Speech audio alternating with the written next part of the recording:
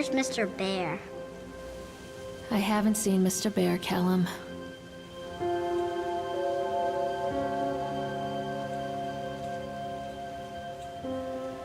Stay in the car. We'll go and ask information.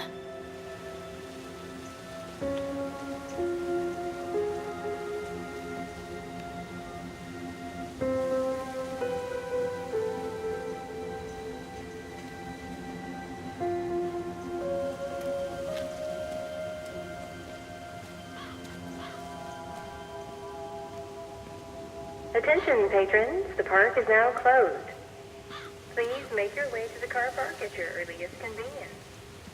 Employees prepare the park for shutdown.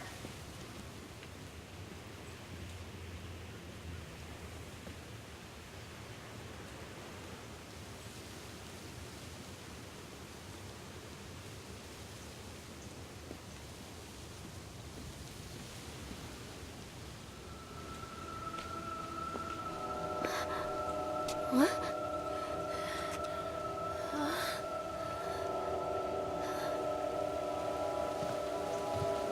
Hey, Lorraine. Lorraine! Don't blame yourself, Lorraine. People lose things all the time. Take a deep breath and think about the last place you saw your son's teddy bear. Hey, stop!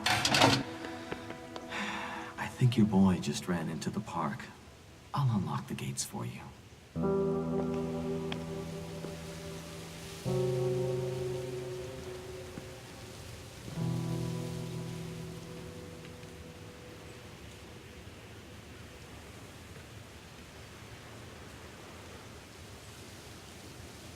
Wait for Mommy, Callum! Over here!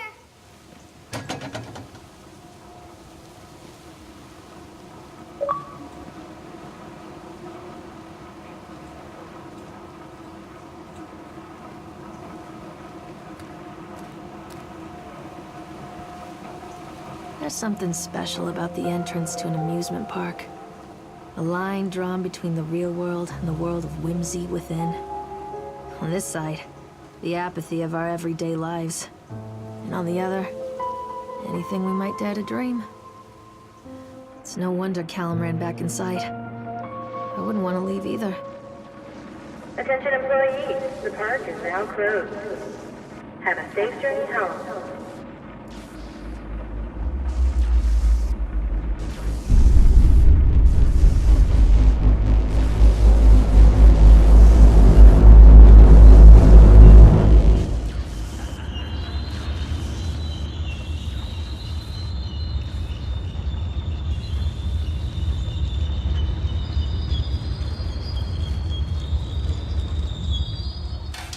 Oh God. The park. What happened here?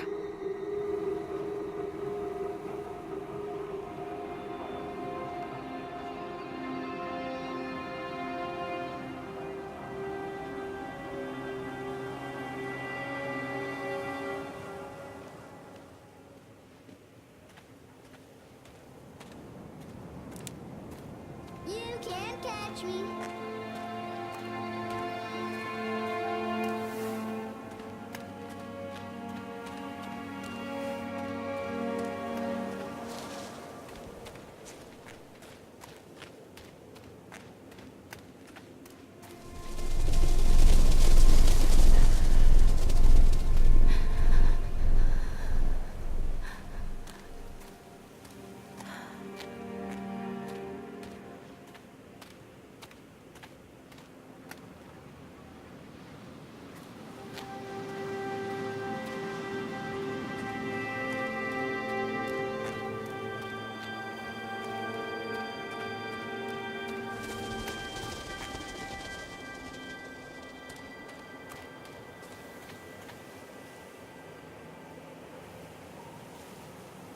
I think this belongs to Callum.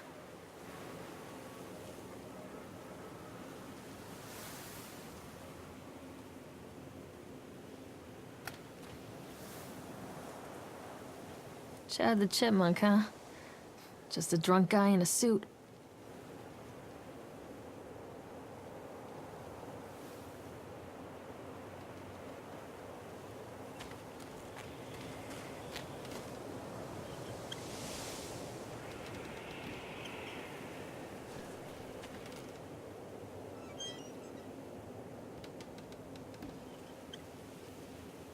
What's this?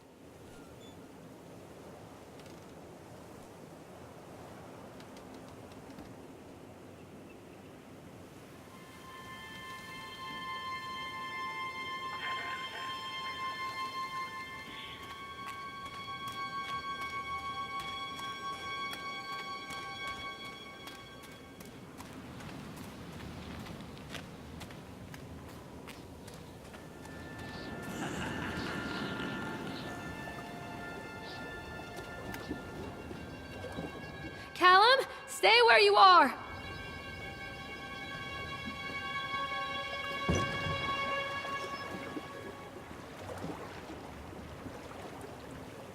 Come on, Mommy.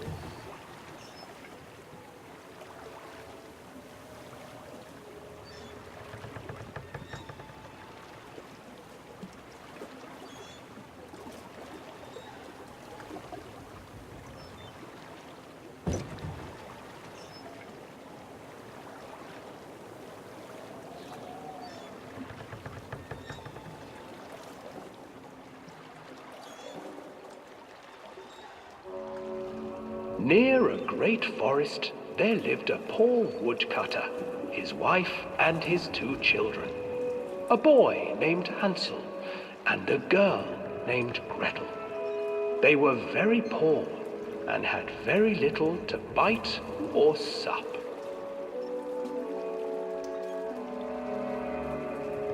"What will become of us?" the woodcutter asked his wife one night.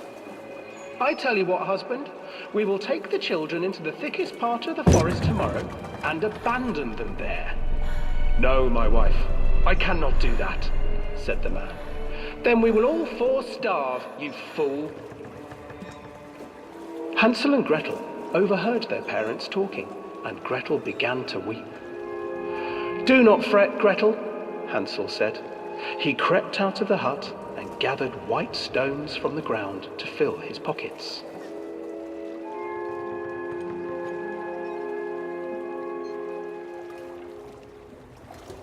The next morning, the woodcutter leads the children into the forest.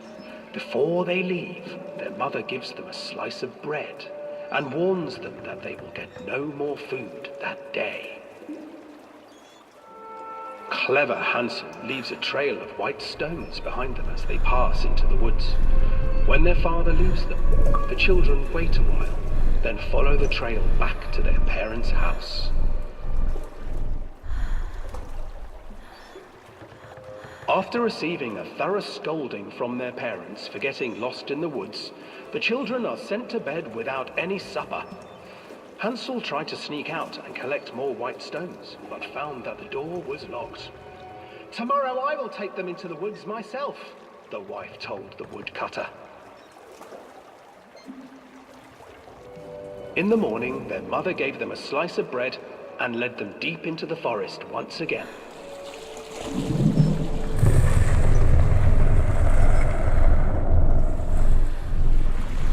Hansel broke his bread into pieces and left a trail of breadcrumbs to lead them safely home. But hungry-eyed birds snatched up the breadcrumbs and his trail was destroyed. Abandoned by their parents and unable to find the trail home, the children wandered in the forest for 3 days.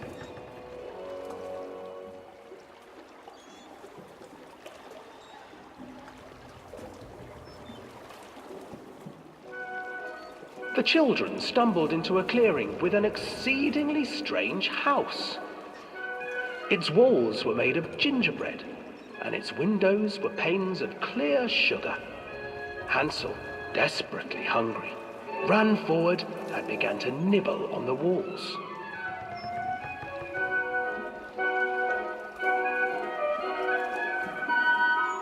"Nibble, nibble, little mouse. Who is nibbling?" at my house? An old woman emerged from the house, sniffing the air and peering around with cloudy eyes.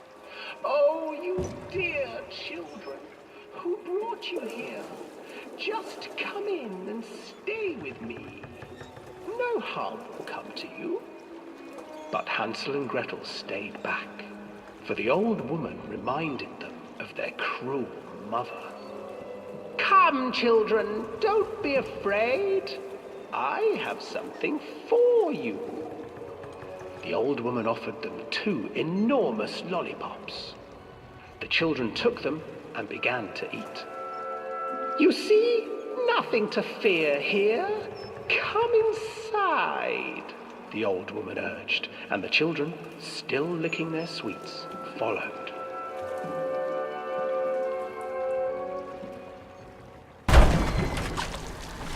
Once inside the house, the old woman changed. She stuffed Hansel into a cage and put Gretel to work, sweeping and cleaning her hut.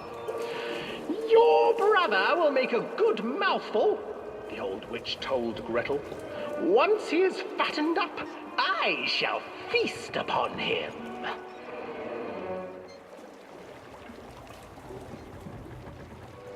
Time passed, and poor Hansel refused to eat, fearing the day that the witch would eat him.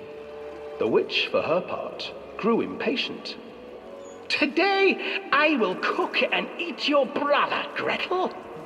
Climb inside and light the oven. But Gretel pretended not to understand. I do not know how. Where is the opening? Fool, the old witch said. The opening is here. And she moved to show Gretel. Seizing her courage, brave Gretel gave the witch a shove, and the old crone tumbled forward into the oven. Gretel slid a large iron bolt over the door to the oven. Gretel freed her brother Hansel, and together they lit a fire beneath the oven. And though she screamed and begged, the children sat by the oven until her screams had stilled, and the witch was cooked.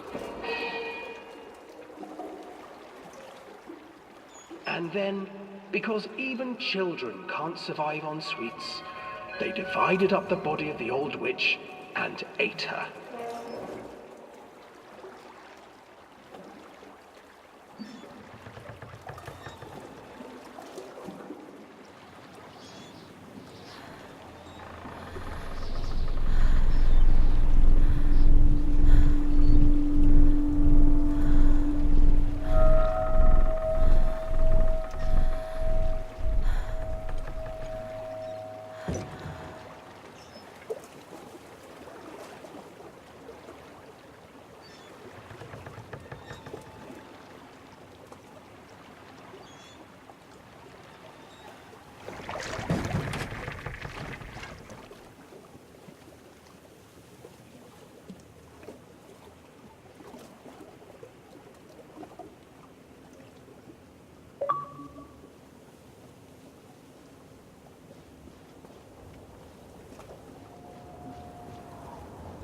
Hansel and Gretel. I used to read it to Callum when the electricity was shut off. Those poor children. The whole world against them. The forest, the birds, the old witch, even their own parents. I used to imagine that Callum and I were the kids in that story. Not mother and son, but brother and sister, hand in hand against the unkind world. We were always hungry, looking for our own house made of candy. Looking for the sweetness that could take the pain away. Hunger leads people to desperate, terrible places where the tree branches reach like claws.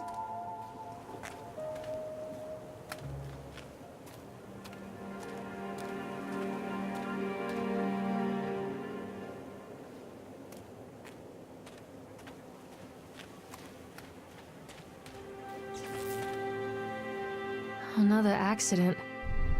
This place.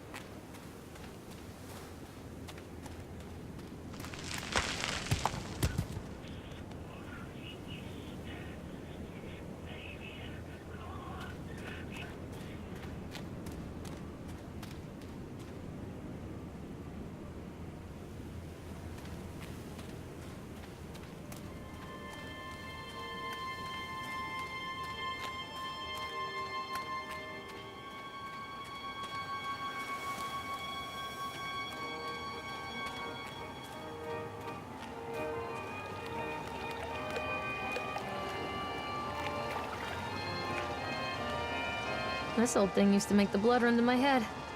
Make me dizzy.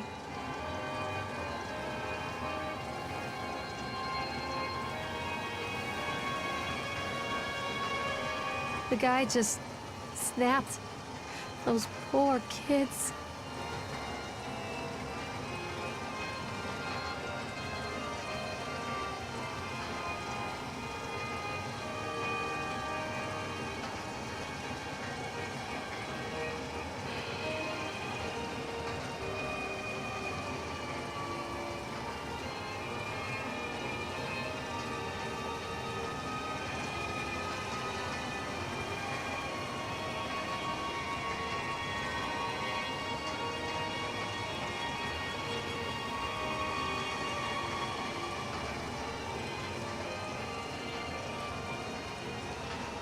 I can't get on while it's moving.